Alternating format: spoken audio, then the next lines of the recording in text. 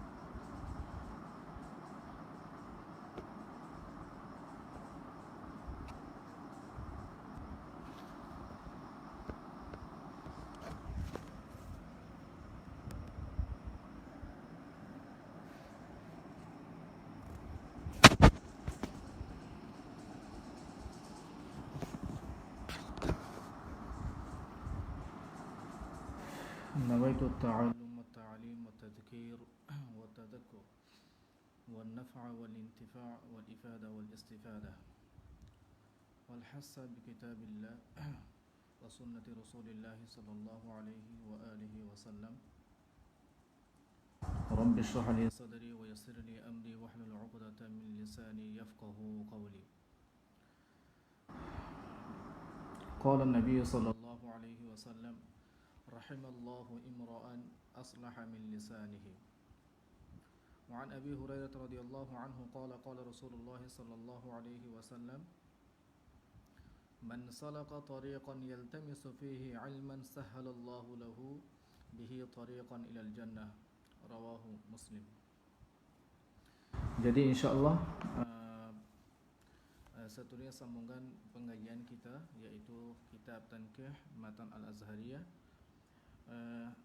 Hari ini sambungan yang seri pertama juga.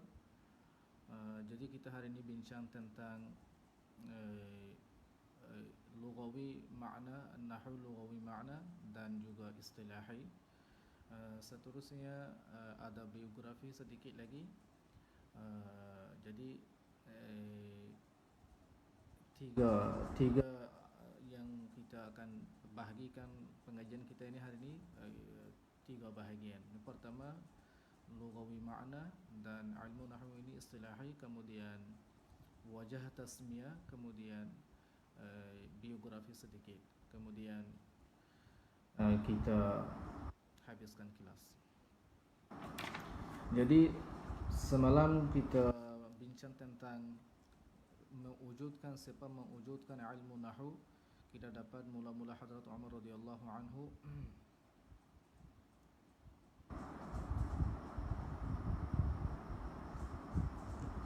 suara tak timbul lah.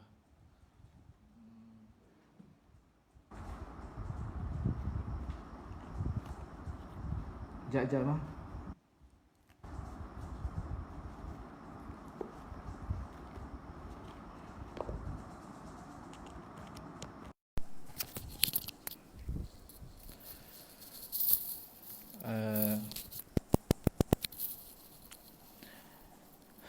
Jadi hari ini kita mula-mula dapat mewujudkan ilmu nahwu. Sebab mewujud ilmu nahwu kita dapat semalam bahawa yang mula-mula mewujudkan ilmu nahwu Hadrat Umar radhiyallahu an, kemudian Ali radhiyallahu an, kemudian Abul Aswad Ad-Duili rahmatullah alaih at-Tabi'i.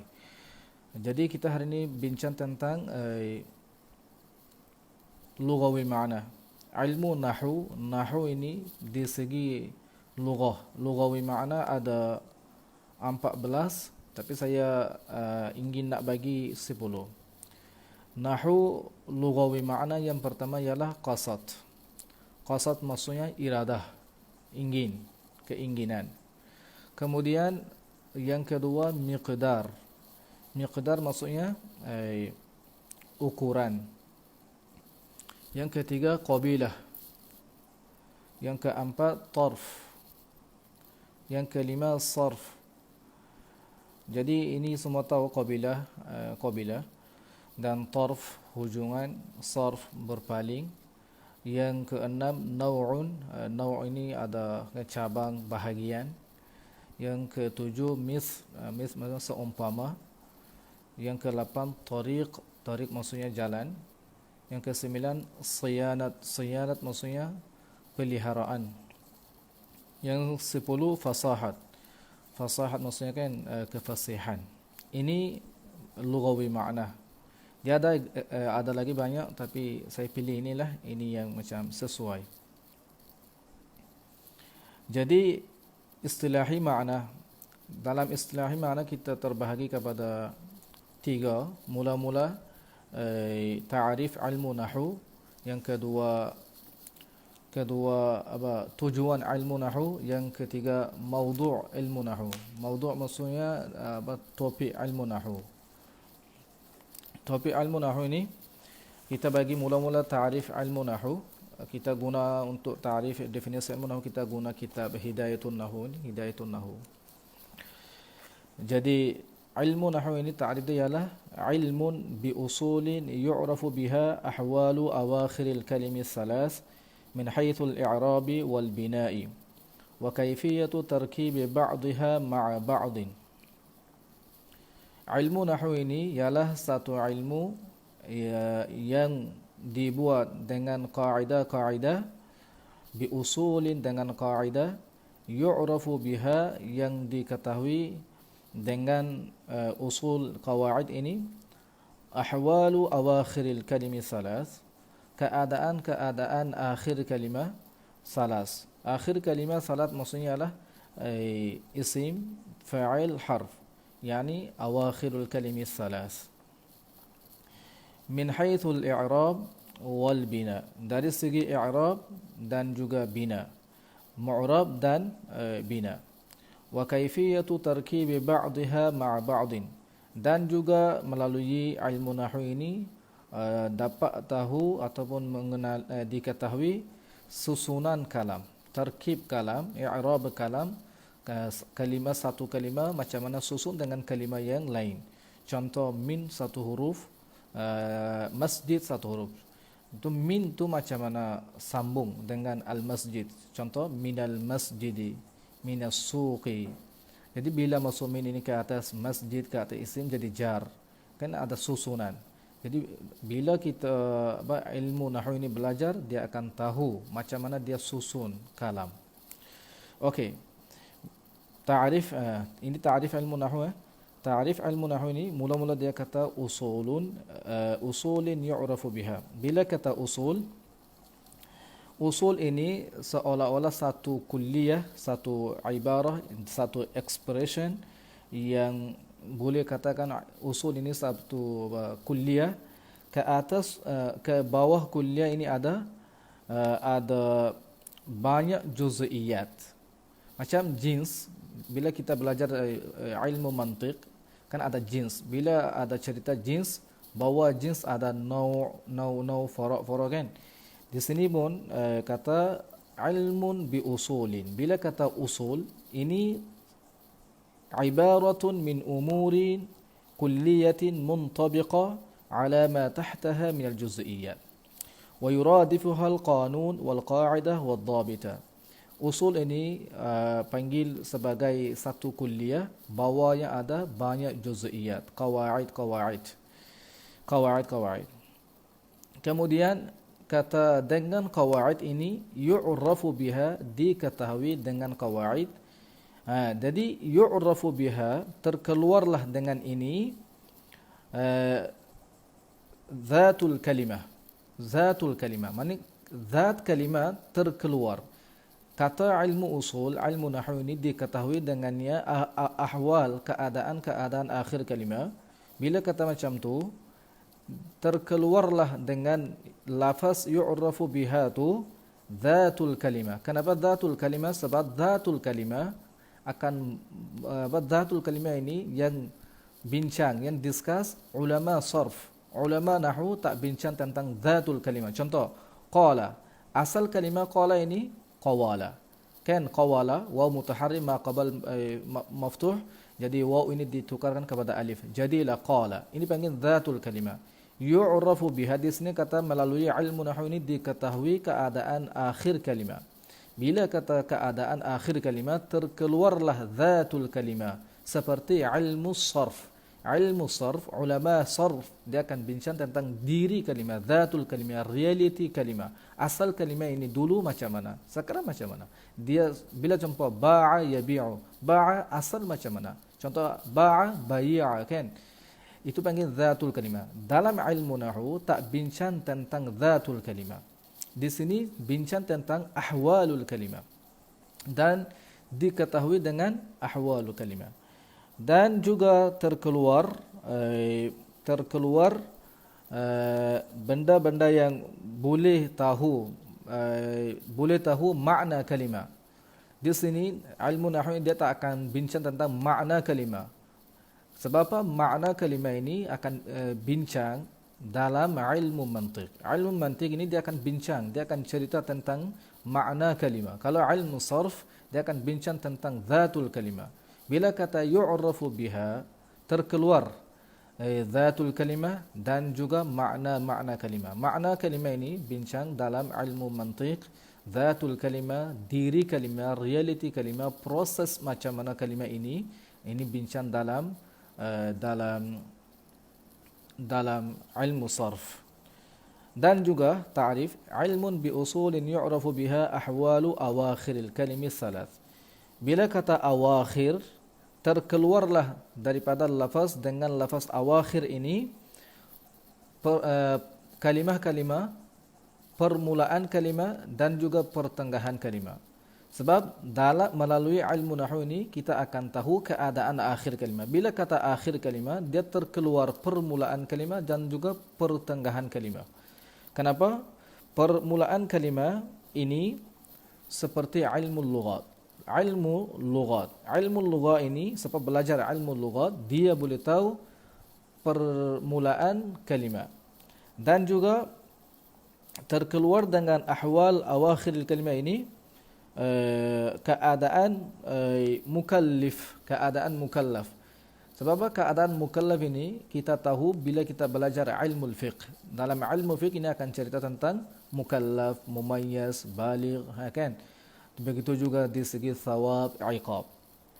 Okey, baik. Kemudian kaifiyah. Bila seseorang belajar ilmu nahwu, dia akan tahu cara macam mana susun satu kalimat dengan kalimat yang lain.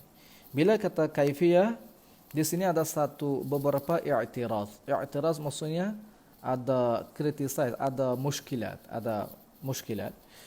Di sini kata bila seseorang belajar ilmu nahwu, adakah dia mengetahui segala kalimat atau sebahagian kalimat?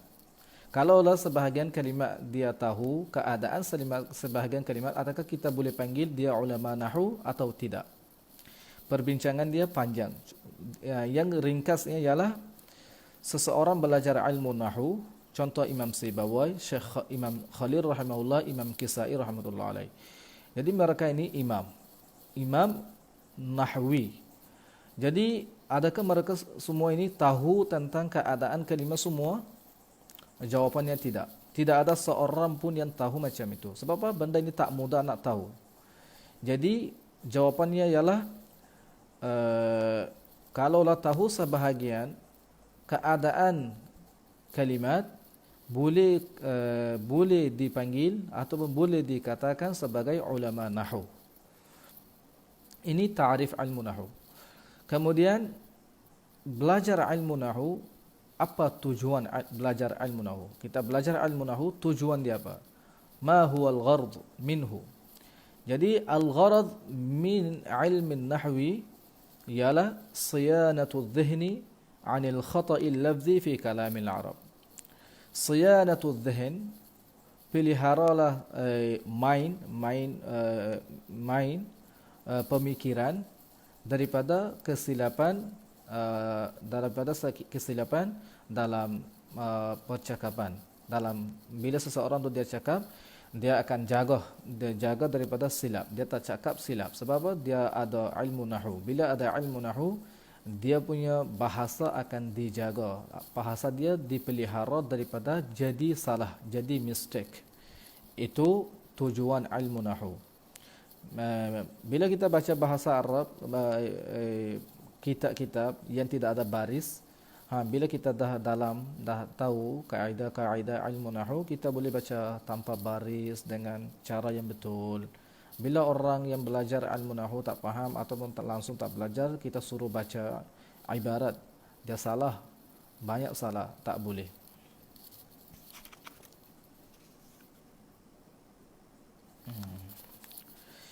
Jadi itu panggil tujuan ilmu nahwu. Kemudian maudhu' ilmu nahwu, topik ilmu nahwu. Setiap ilmu nahwu dia ada perbahasan yang spesifik. Bila orang belajar ilmu mantiq, dia ada perbahasan spesifik. Bila belajar ilmu saraf, ada perbahasan spesifik. Jadi begitu juga dalam ilmu nahwu ini, dia ada spesifik topik. Topik ilmu nahwu ialah kalimah dan kalam. Ilmu ulama nahwu dia akan bahas tentang kalimah dan kalam. Kenapa? Ini panggil, kenapa dia orang bahas kalimah dan kalam? Sebab tujuan ataupun topik ilmu nahwu ini memang kalimah dan kalam.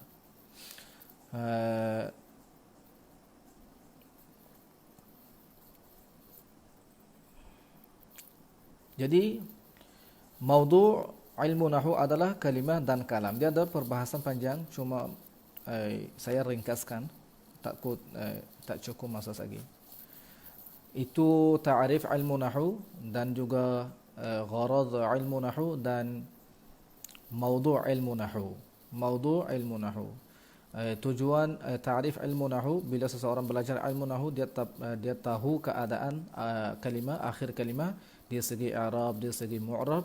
Dan tujuan ilmu nahwu ataupun gharad ilmu nahwu ialah memelihara seseorang daripada kesalahan. Yang kesalahan tu di segi pemahaman, di segi pembacaan, bolehlah macam-macam. Topik ilmu nahwu adalah kalimah dan kalam.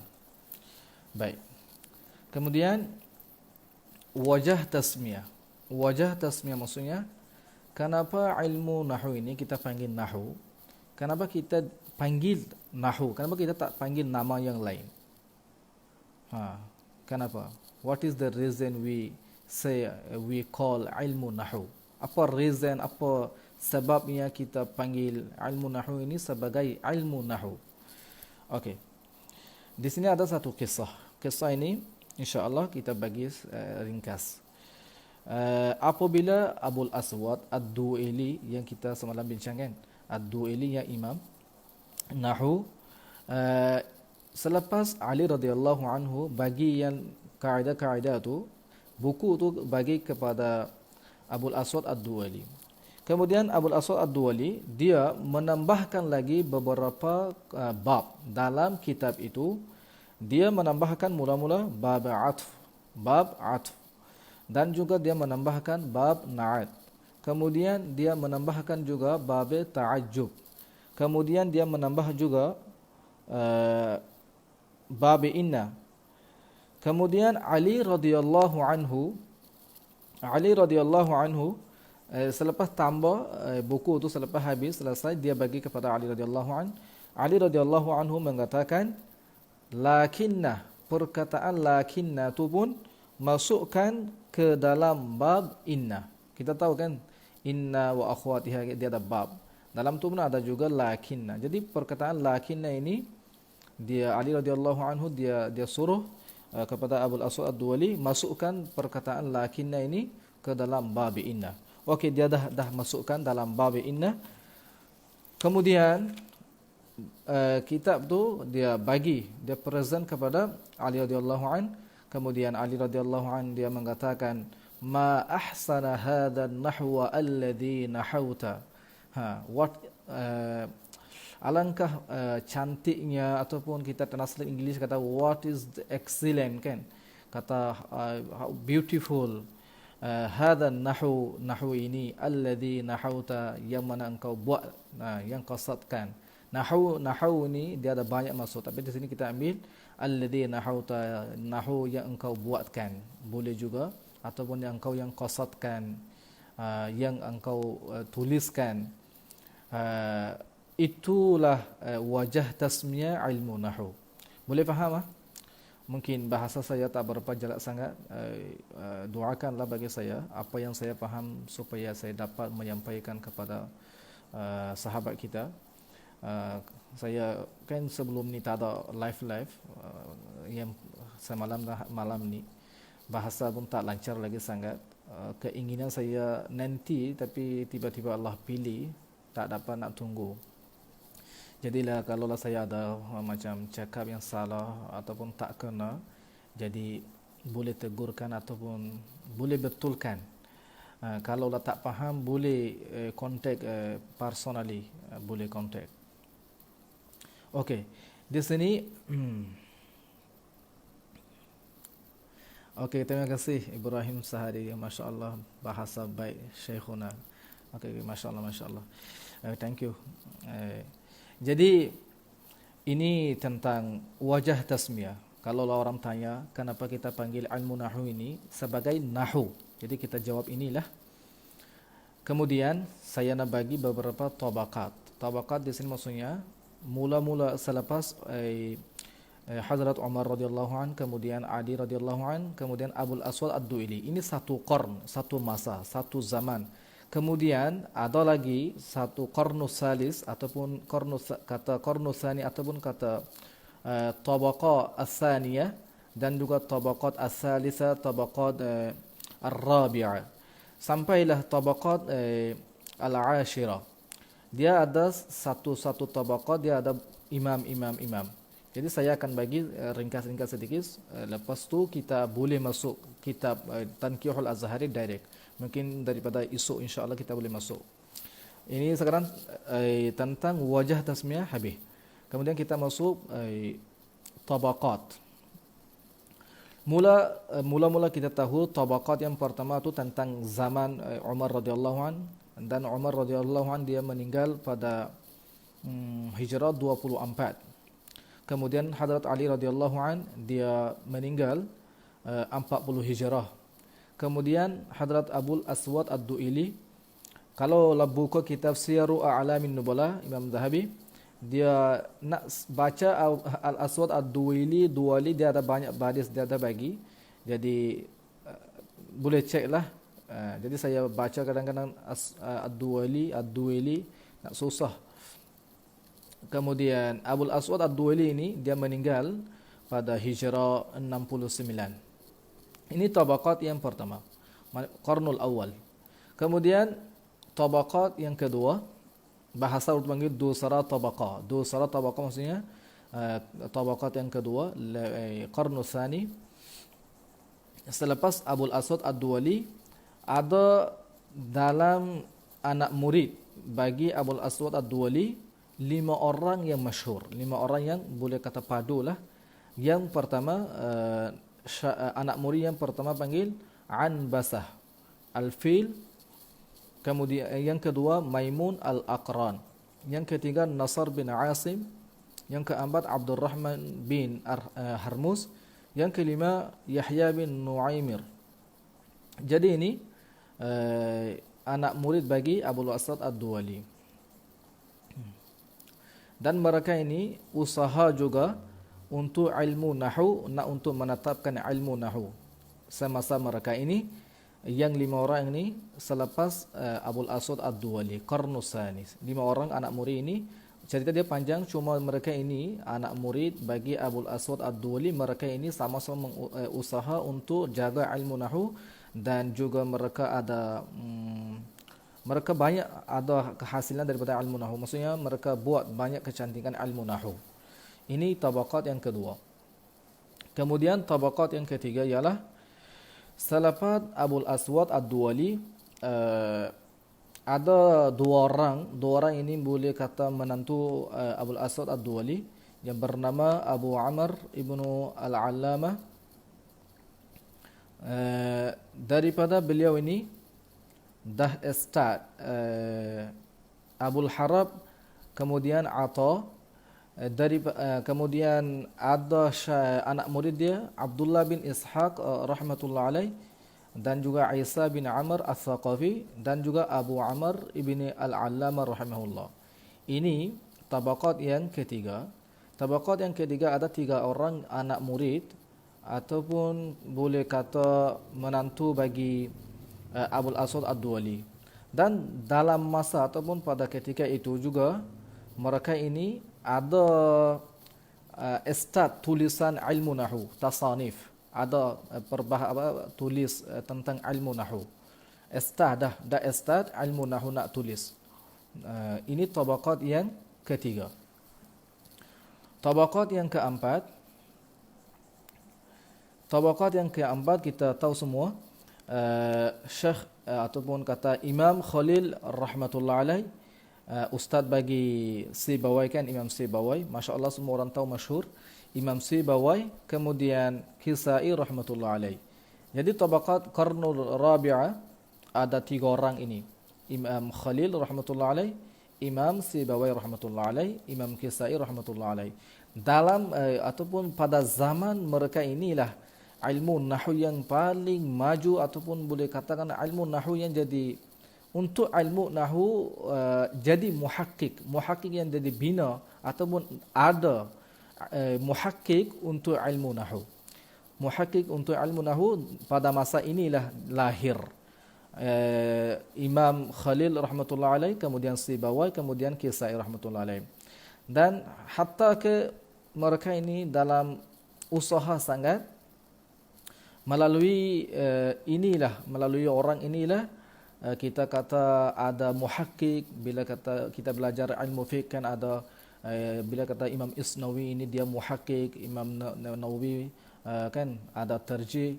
Begitu juga dalam ilmu nahwu ini ada muhakkik. Tapi muhakkik ini bila zaman Imam Khalil rahimahullah, dan pada zaman begitu juga Sibawai rahmatullah alaih, seterusnya Imam Kisai. Daripada mereka inilah dia ada tahqiq ilmu nahwu, macam mana ini kan ya Arab kalau begini macam ni, mana yang asah, mana yang sahih. Tapi asah sahih itu kita belajar dekat fiqh lah, mana yang rajih, mana yang marjuh, mana yang majoriti pakai, mana yang tak majoriti pakai kan. Jadi benda ini dah mula daripada masa Imam Khalil rahmatullah alaih dan juga Sibawai rahmatullah alaih. Dan juga satu tahqiq macam kisah tahqiq, boleh tahu pernah Imam Sibawai tentang ma'rifah kan, tentang ma'rifah dan nakirah. Ma'rifah ini dia ada banyak bahagian. Salah satunya panggil dhamir dan juga alamiyah. Imam Sibawai rahmatullah alaih dia katain satu kisah outside the box. Imam Sibawai rahmatullah alaih dia kata alamiyah lebih ma'rifah daripada dhamir. Ustaz dia kata Imam Khalil rahmatullah alaih dhamir lebih ma'rifah daripada alamiyah. Jadi ada berbantahan macam tak setuju. Imam Sibawai kata tak alamiyah, Imam Khalil kata tak dhamir. Jadi tak setuju, tak agree dalam opinion ini, tak agree. Kemudian balik lepas beberapa hari Imam Sibawai rahmatullah alaih dia datang kepada guru Imam Khalil rahmatullah alaih. Dia datang rumah. Kemudian dia ketuk pintu. Bila dia ketuk Ustaz Khalil rahmatullah alaih dia kata siapa? Imam Sibawai dia jawab ana. Dia ketuk lagi, dia tanya lagi siapa dia? Ana. Tanya lagi siapa dia? Ana. Tiba-tiba dia buka pintu, tengok-tengok Imam Sibawai. Apa macam ni? Sebutlah nama. Jadi dia sebutlah nama. Bila kata sebutlah nama ini apa? Nama ini panggil alamiyah. So, Imam Sibawai nak bagi evidence, nak buktikan, nak katakan alamiah ini lebih ma'rifah daripada dhamir. Jadi nampak di situ ada tahqiq. Nampak tahqiq. Itulah kata daripada zaman inilah muhakkik yang jadi terbina. Ini tabaqat yang rabi'ah. Kemudian tabaqat 5. Ini tabaqat 5, kemudian saya tak panjangkanlah. Tabaqat 5 ada Imam Akhfash rahmatullah alaih dan Imam Farra rahmatullah alaih. Dan pada zaman ini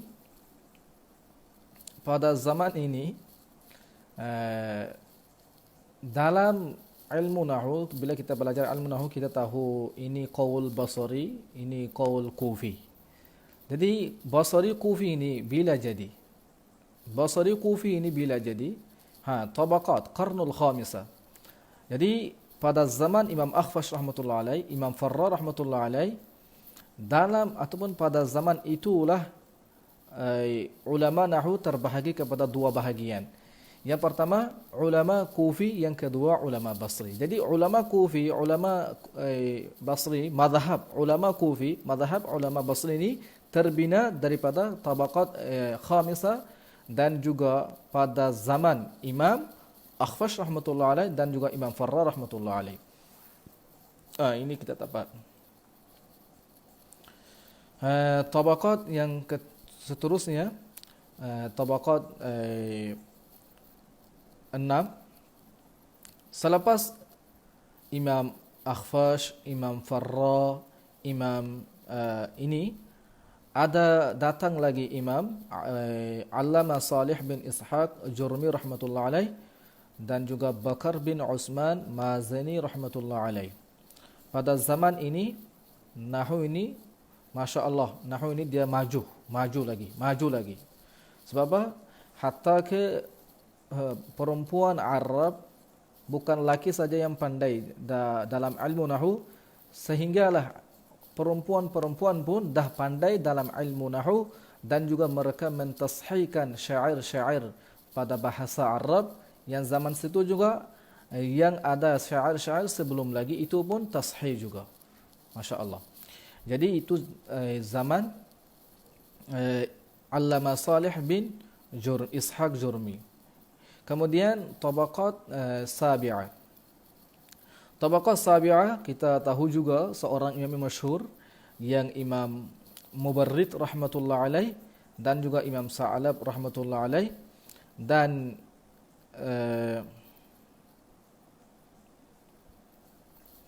dua imam ini datang. Kemudian tabaqat sadisa. Dalam zaman ini juga mereka dua orang ini dia akan terangkan ilmu nahwu, dua orang ini sendiri-sendiri. Maksudnya dia panggil kata maksudnya zaman itu pun maju juga ataupun lebih lagi daripada dulu itu ya. Kemudian tabaqat yang ke-8, selepas Imam Mubarrid dan Imam Sa'lab datang juga Imam Abu Ishaq Zujaji rahmatullah alaih dan Muhammad bin Siraj bin Darstur rahmatullah alaih dan juga Mihirban rahmatullah alaih. Daripada zaman inilah tasanif yang karangan-karangan yang dahsyat, yang baik. Dulu lagi ada sikit-sikit, tapi daripada ini, zaman ini juga ya tasanif jadi lebih detail daripada dulu lagi. Kemudian tabaqat yang ke 9 datang juga Abu Ali Farisi rahmatullah alaih dan Hasan Sayrafi rahmatullah alaih dan Ali bin Isa rahmatullah alaih. Daripada yang tabaqat min qarnu tasi'a ini, nahwu terlampau masyhurnya. Pi bandar pun ada cerita tentang ilmu nahwu, ataupun pi kampung pun ada muzakarah ilmu nahwu. Di mana sahaja ada kumpulan-kumpulan, di situ adalah perbincangan ataupun perbahasan ilmu nahwu, yang perbahasan yang dibincangkan di situ. Maksudnya jadi time itu dah sebar ilmu nahwu ini, tak macam dulu, memang dah sebar ilmu nahwu, dah sebar. Kemudian dalam zaman ini kita boleh kata ilmu nahwu ini memang dah masyhur setiap tempat, setiap kampung ada ulama, ada ulama. Kemudian dan juga tidak ada kampung ataupun boleh kata tidak ada rumah yang tidak ada ulama nahwu. Maksudnya majazi lah, majaz pakai ataupun panggil balaghah lah. Maksudnya adalah ulama nahwu sangat banyak. Itu pada tabaqah yang tasi'ah. Kemudian tabaqah al-ashirah. Tabaqah al-ashirah itu pun kita tahu masyhur Imam Abdul Qadir Jurjani rahmatullah alaih, kemudian Ibnu Hajib rahmatullah alaih, dan juga Allama Ibnu Hisham. Jadi Ibnu Hajib dengan Allama Ibnu Hisham ini masyhur sangat, tapi kita kurang tahu Allama Abdul Qadir Jurjani. Jadi melalui tiga orang ini Allah terima khidmat dan juga boleh kata selamatkan lugah Arabiyah yang tetap, maksudnya tak ada cakap yang salah. Kalau cakap salah mesti ada orang akan tegur. Sebab apa? Mereka ini usaha untuk ilmu nahwu, buat karangan yang banyak sangat. Sehingga saya sedang baca satu kitab, ini saya biografi, saya bagi satu kitab yang panggil Kashifah Syarah Kafiyah. Ini pun kitab Ibnu Hajib rahmatullah alaih. Ibnu Hajib dia ada banyak kitab, ada lagi satu Kafiyah yang masyhur. Jadi biografi ini saya ambil pun daripada kitab Ibnu Hajib rahmatullah alaih. Dan juga Hisham, Allama Ibnu Hisham Al-Ansari, ada Syuzuruz Zahab, banyak kitab dia ada penggarang, banyak kitab. Pendek kata, daripada zaman Ibnu Hajib, Ibnu Hashim, ilmu nahwu ataupun qanun ilmu nahwu dah tetap sampailah hari ini.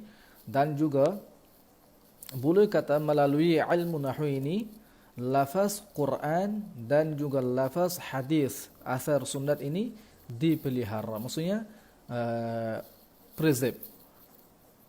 Bukan nak kata ilmu nahwu ini yang jaga Quran dan hadis, bukan. Allah kata inna nahnu nazzalna dzikra wa inna lahu lahafizun. Itu bukan maksud. Maksud saya melalui ilmu nahwu ini lafaz Quran dan hadis dipelihara di segi i'rab, di segi kan. Sebab kita tahu bila kita belajar ilmu hadis, ada hadis yang riwayat lafaz dia lain, bukan lafaznya yang macam mana sahabat sebut. Jadi lafaz yang susun tu macam mana dia dapat susun? Dia dapat susun melalui ilmu nahwu. Okey, azan habis masa.